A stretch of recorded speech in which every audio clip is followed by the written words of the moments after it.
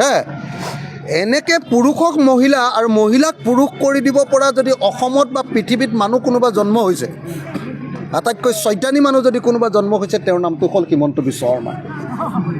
হয়নে নহয়? হয়নে নহয়? একেবাৰে পৃথিৱীৰ 2 নম্বৰী আৰু ডেককৈ 2 নম্বৰী কথা ক'ব পৰা।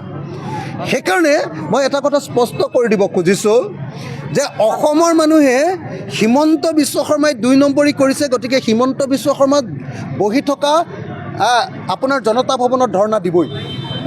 ৰাজ্যপাল অসমৰ হেড, ৰাজ্যপালৰ ভৱনত আমি ৰাজভৱনত ধৰ্ণা দিমেই। আমি গৈ কাজিৰঙাততো ধৰ্ণা নিদিওঁ ভাই, শিয়ালৰ সন্মুখত, হৰিণাৰ সন্মুখত, বাঘৰ সন্মুখত, গড়ৰ সন্মুখততো ধৰ্ণা নিদিওঁগৈ। আমি ধৰ্ণা দিম হিমন্ত বিশ্ব শৰ্মাৰ সন্মুখত।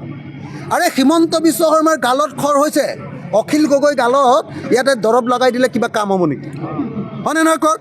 হিমন্ত বিশ্ব শৰ্মাই 2 নম্বৰী কৰিছে, হিমন্ত বিশ্ব শৰ্মাই গণতন্ত্ৰ হত্যা কৰিছে, হিমন্ত বিশ্ব শৰ্মাই সাম্প্ৰদায়িক ৰাজনীতি কৰিছে।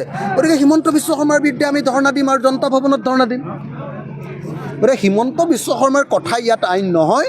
হিমন্ত বিশ্ব শৰ্মাই বেছি কথা ক'লে চব মানুহে মিলি, মই বাৰম্বাৰ কৈ আছোঁ যে ব্ৰহ্মপুত্ৰত আমি চকীয়ে টকীয়ে দলিয়াই দিব লাগিব, ৰাস্তা নাই একো। ঠিক আছে।